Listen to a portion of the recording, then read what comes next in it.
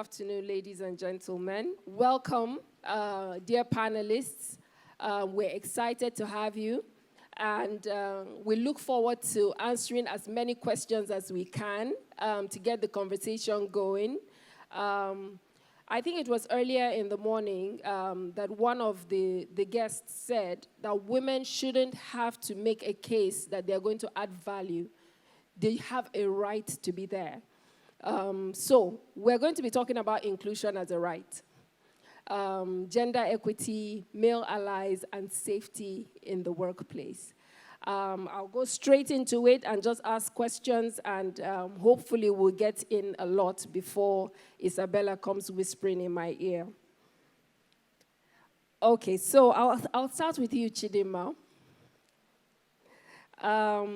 So globally, there's a growing intolerance for gender-based violence, not just in the workplace. I mean, generally, with Me Too, Time Up, and so many movements happening around the world. Has this intolerance extended to occurrences or perceptions of violence in the workplace in Nigeria? And what might the implication of this changing narrative be? Hello. Thank you so much, African Women on Board, for inviting me to this event. I'm Chidinma Lawanson, the country head for Mastercard Foundation in Nigeria. And your question is very apt because it's really directly related to even the work we do in trying to unlock work opportunities for youth. And when we tell our implementation partners that you have to safeguard the women, many of them who are male-owned enterprises say, what does that mean? Why do we have to do something different for the women? Because they believe that by default, nothing is wrong. Meanwhile, when you do focus groups and speak to women, they have those unconscious biases. And when you say sexual harassment, people typically think that, oh, a man slept with them. But then it could be you're passing and they're brushing against where they're not supposed to brush, and they're making comments about your body parts. And in meetings, you're like, even if you're an executive, they think you should make tea for the rest of the people. Or your agency is taken away, especially for vulnerable women who are also looking after their families. They don't want to complain because you lose your job. It's unconscious. And with the Me Too movement that took effect from the US, we thought it would really drive down here. But it's not because of the economic situation. If you feel that a lot of your family depends on what you do, and if you feel I'm a tough chick, I'm going to complain, and you lose your job and hunger is staring you in the face, that's really not a good place to go. So what can we do about that? The narrative is here. The situations are here. They've driven into the workplace. They've driven into entrepreneurial side because you're a lady running your own businesses, you're meeting your clients. You go into a client's office and he locks the door. You don't work for him, but he locks the door and he's stronger than you are. So whether you're in the workplace in terms of you're employed or you're doing your own business, you're an entrepreneur, you're just, you're being affected by the same thing. So we need the men to listen to those unconscious biases, but we don't need to see the men as the enemies. We need to bring them in as our allies. Thank you so much. Thank you very much. Thank you. So you touched on financial inequality and the fact that people don't want to speak up because they want to protect their jobs. But from morning, we kept hearing people should speak up. We should speak up. So Alex, I'll ask you, how can the Nigerian worker cushion the effect of speaking out after abuse has taken place, particularly for women who are more prone to experiencing these issues? So how can she prepare herself? Earlier on, I don't know if you were here on the panel, somebody said, oh, we don't employ whistleblowers. So how can she prepare? I think, amazing question. First of all, I'd like to take my hat off to the work that, Nkiru, you've put together, and with all your support and supporters. It's an interesting space because we're here talking about issues around inclusion in a society that is based on segregation. You see, organizations are ultimately a microcosm of the society. We employ people, and the leaders in the organization come from the people. So I think there's a more complex issue here. I think to answer your question directly, it is not the responsibility of individuals. It is the responsibility of organizations to create safe spaces for everybody. I think that's the fundamental response to that question. But how do we create organizations that can and understand it's their responsibility to create those safe spaces? And I think if we approach the problem like that, then we stop asking what the people that are harassed should do. I grew up with 3 sisters, 4 cousins, very close-knit family. Fundamentally, everything I saw first done, great, the fastest athlete, the most intelligent person, the strongest individual I knew in my life first was a woman. Either one of my sisters or my mother. So, I talk about allies. I'm hard-coded to be an ally. It's not a choice. I didn't have the fortunate instance of saying, do I want to support gender equality or not? No. I grew up in a house where a man and a woman, in my own case, the woman was effectively more effective. You actually touched on something that they really stressed in the morning, which is where it starts, which is from home, Correct. the family, and how children are brought up. Thank you very, very much for responding to that question. Olu? Yes. So I'll take a question for you. So earlier this year at AWB, we conducted a survey. And we had responses from women in Kenya, Ghana, and Nigeria. And basically, we had some interesting findings. So 80% of the women under the age of 30 said they had worked in a place they considered unsafe. On the other hand, women over the age of 30, over 50% of them, they claim that they rarely experience any gender-based violence in the workplace. What, in your opinion, might explain this difference? Thank you. Nkiru and the rest of the AWB team, thank you so much for putting this together. It's such a monument. I hope it's the start of something that, as someone mentioned earlier, just a catalyst for more progress to come. That's an interesting data point, but not unusual. It's actually most studies that you see all over the world replicate that. Data split that generational difference that you see, where women who are, I'll put them, and I'll put myself in that category, the older women. So born before 1980, I'll put it that way. Okay, that's us. Yeah. Born before 1980, we're socialized differently. And that's the reality of it, right? So our positions, our mothers' positions, were hard fought for. They were the only ones in the room at the time. For some of us, it's still the same. It's still the case. But I know people across several industries now. In their time, that wasn't the case. And because those positions were so hard fought for, they didn't. And it was a different cultural environment. It's not that they didn't have these instances of sexual harassment or unsafe workplaces. I think the challenge there was just that they decided to have those conversations privately, and they didn't feel empowered enough to speak up because their positions were hard fought for, and they wanted to preserve those seats.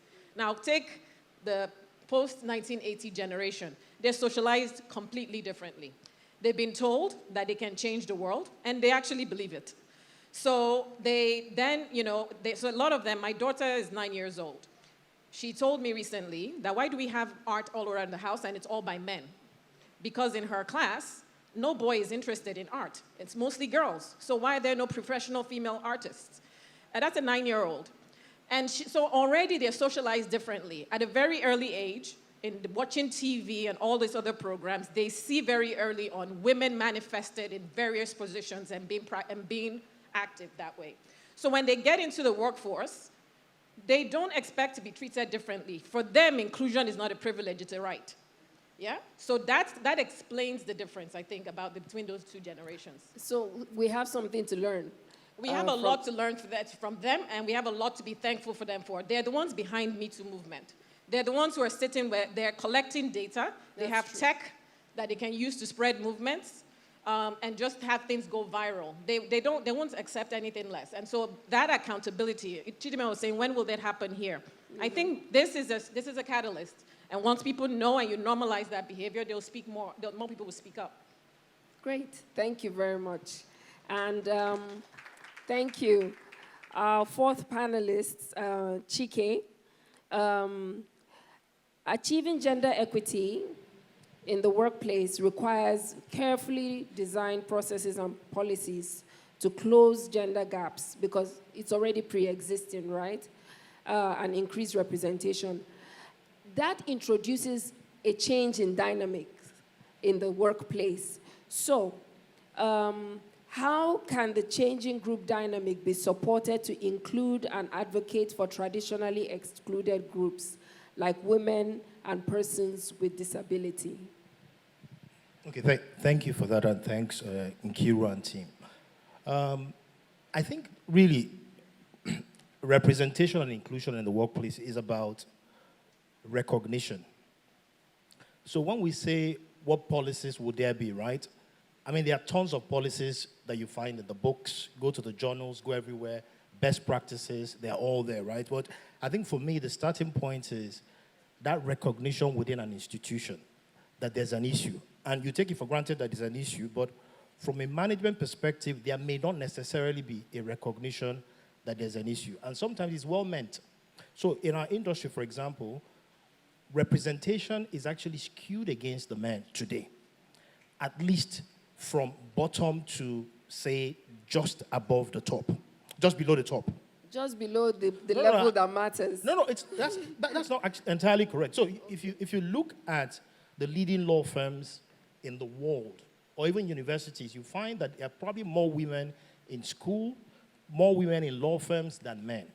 So it lulls you into believing you don't have a problem. That's true. So we need to first of all diagnose, recognize, acknowledge the problem, and then be intentional about resolving those problems. So it's not so much for me about policies, because as they say, policies don't implement themselves. Some people say culture eats policy for breakfast, right? So it's about us in leadership, whether men or women, recognizing that there's this challenge of representation and recognizing the specific difficulties you have in your specific environment. So in my environment where I probably have 7 women lawyers to 3 men, I don't have a problem of representation from, say, below partner level, right? At partner level, we have 15 partners, one third of them are women. Fair, but not good enough, right? So once you make that recognition, then you begin to go into the step of supporting change by way of policies, and there are all sorts of things that you could do. But for me, what is most important and what I've recognized is that need to be very intentional and constantly remind yourself that you need to do those things. So, but speaking broadly, stepping away from my personal experience, could it be a question of attracting women? If it's attracting women, then you look at your hiring policies, or even in terms of how you advertise. Research has shown, for example, that when you're advertising and you're saying, we're looking for certain traits, they're already beginning to stereotype in terms of gender man roles versus women. Yeah. Then someone said something about you're an executive, but your colleagues expect you to make tea. So what do you do in your institutions in terms of gendering certain roles? Now, Olu talks about kids who look around and see that certain things are done by certain people, and they wonder why. So if certain specific roles in institutions are reserved for women, the tea person, the secretaries, receptionists, office assistants, it begins to create something in the mindset of the people around there that these are sort of the reserve of women. I have to jump in because you make really good points, but I have to jump in and get us moving. I think the point has been made, especially about recognizing. It's not enough to have the policies, but the top has to recognize. Thank you so much. So I'll move. I think we have very little time left, so let's aim for 2 minutes for the next set of questions. I want us to beat the clock and answer most of the questions we have. Alex, short question. What does it mean to be a male ally? I really don't, strangely, I don't really like the phrase. I'm sorry, because it almost gives a badge to something that we should be, right? Okay?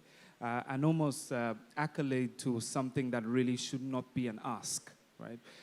Fundamentally, bias is always invisible to the unprejudiced, right? And what we need to do is turn this whole problem on its head. If we don't start at the bottom, I mean, excellent points here. Pipeline, females. Next 5 years, you will be asking the same question. Why are those females not at partnership level? They were all in the pipeline. When it comes to lead in a household, it is the man. But statistics show that when you co-lead, co-share, and do everything together, the man ends up with a world that he predefines or is ambitious to achieve. So it is better for the man to support this entire endeavor, is the point I'm making. So when you speak about allies, yes, I get the point, and it's great to champion and make sure everyone becomes an ally, but it's also selfish. Get the parity and the balance, and you will get the world and the life you want. Look, countries do better. The statistics is there. Organizations do better when you have parity, when you have a level playing field between women and women. Fundamentally, the numbers are there to look at. How do we act to the numbers? And I think deliberate action is how we get there. Maybe we're just being a bit selfish because there's inequality in the first place. So we might need some affirmative action, or we need to close the gaps that are already existing. Fundamentally, maybe. Okay. Thank you. I'll move on to the next question, to Chidinma. No social rights movement has succeeded without the representation and participation from the guilty or ignorant majority. What strategies are required to make men feel included? So Alex made a few points about it's supposed to be a given, but the truth is that it's not. So how do we make men feel included and not excluded in the fight? Now it's, I know that word generates some interest against gender inequality and gender-based violence. How do we welcome them on board? I think we first need to recognize that not every institution would easily embrace the fact that they want to have an inclusive workplace, because it's like they need to even realize that something is wrong. And there are organizations that would never do that. But in places where you can find people like Alex, whether he's a willy, he wants the badge or not, there are those who have seen strong women in their lives and they can't act differently. But then there are also men who, they think differently when it's their family. It's my sister, I will kill somebody. But you are also a perpetrator in the workplace. You just don't think of that person as somebody's sister. And I'm not, throwing shade. So it's to find those who are not ticking a box because they have to show that they are inclusive. Those who willingly live that way so that they can talk about it when they go to drink at the bar, when they go out in the night, because it's not by having meetings within the organization. It's to really find those who believe that women should be treated equally, to find those nuggets so they speak to the men. Because if the women keep speaking to the men, they're like, oh, the women are just talking. So, but to find those who live that on a daily basis, and in every institution, you can easily find them, those who are respectful to women, those who champion women's causes and give them their voices and agency so they can talk to their likes. But also to have policies that don't seem that it is so anti-men that the men shrink back and say, but I'm not a perpetrator. Why is there this hostility that is so much? So I think we need to reduce the default hostility to men and say that we're not looking at them as enemies. We want them as champions to be on the side. And when you say inequality in the workplace, there are also men who are negatively affected. That's so true. we shouldn't forget that. Thank you so much. Thank you very, very much. I'll move quickly to Chike. My eyes on the clock. Isabella, stay away. So let's talk a bit about African corporate leadership, particularly because of the absence of women in corporate leadership, or there isn't a lot of representation. So recently, the U.S. Securities and Exchange Commission approved NASDAQ board's diversity requirements regarding listing rules to enhance corporate board diversity. Are there any lessons for Nigerian companies here?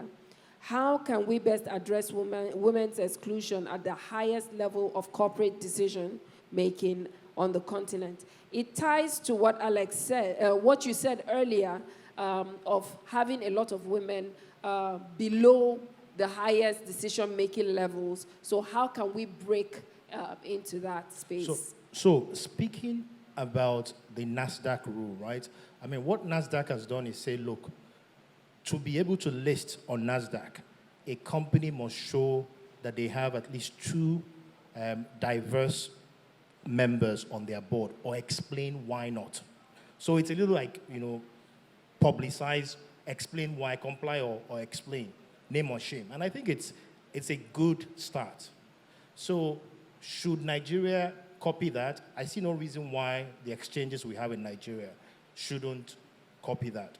As a matter of fact, 2 may not even be enough, but it's a start.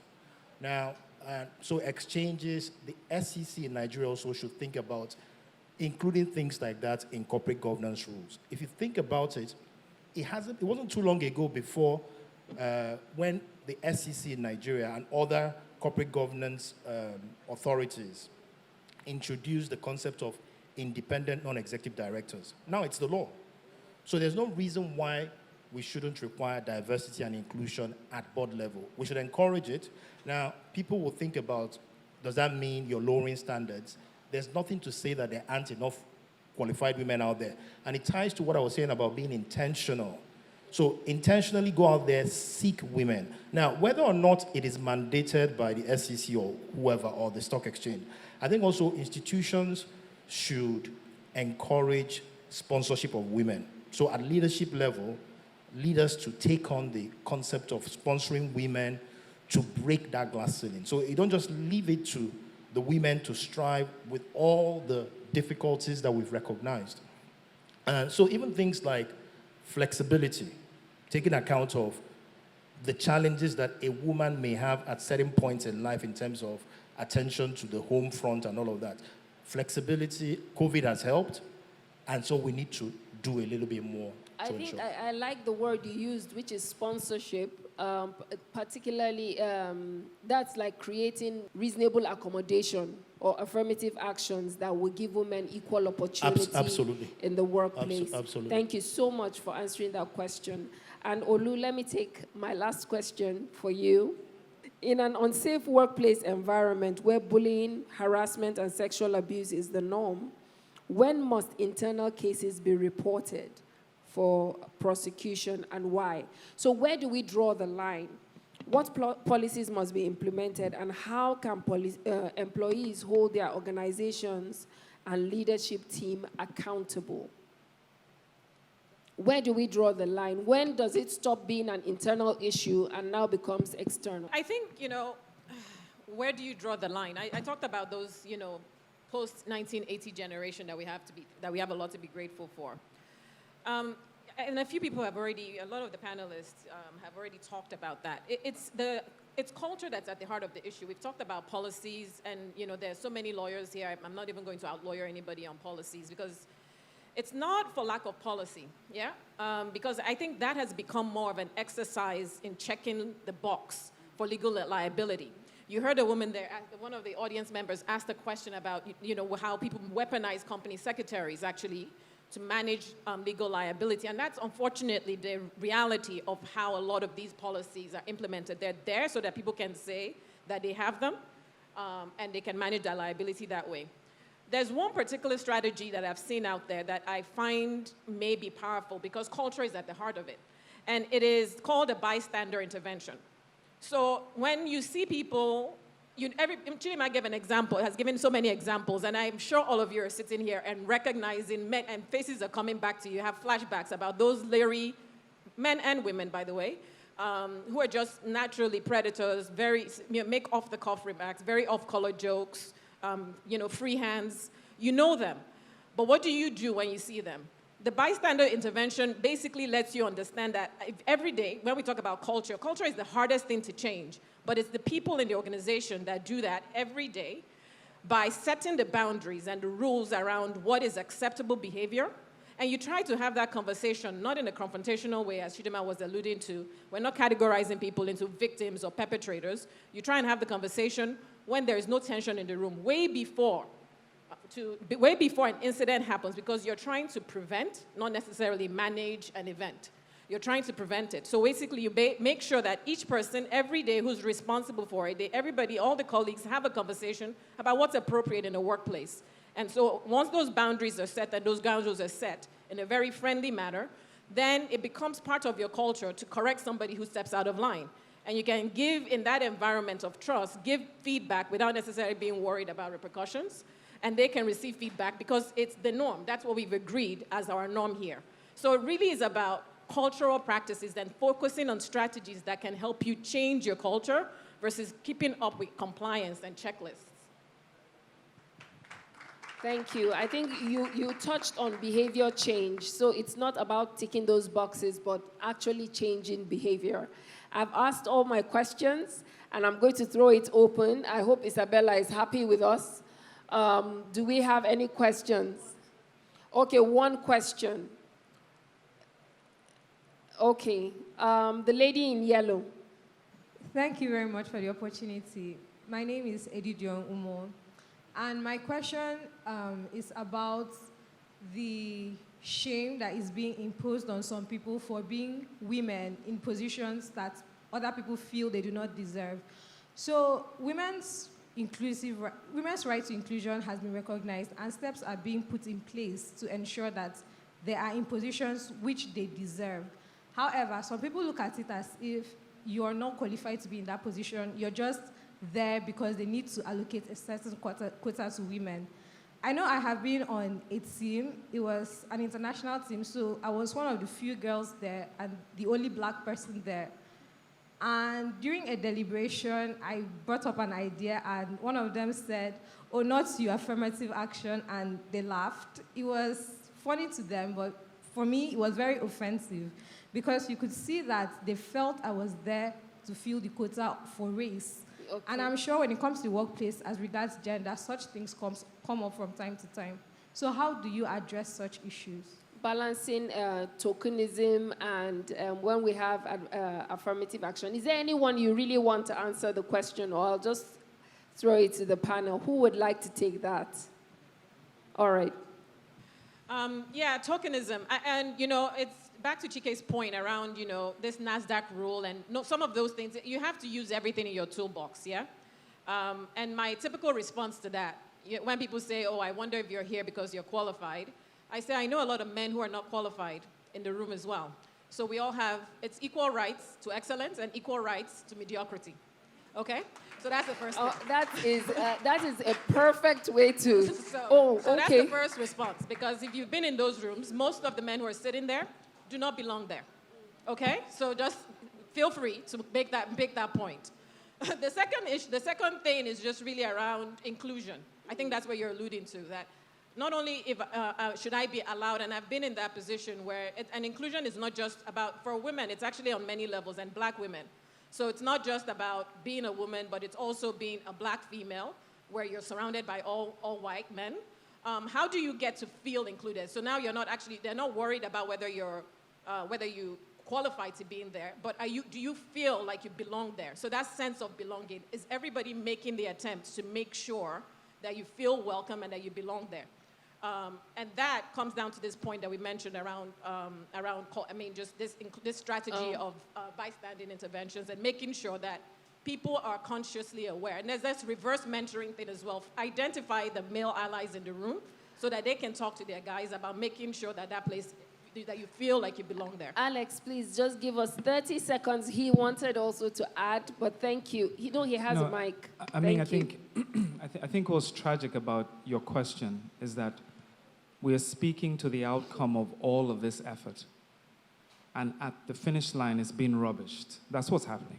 Let's be honest, right? We've talked about getting women in the room to the top. She has gotten to where she needs to, and they're like, you shouldn't be here. We've talked about culture. I'm not going to focus on culture. It tells us our strategy is incomplete. As an organization, we've been through a lot. I'm sure all of you know Oando, right?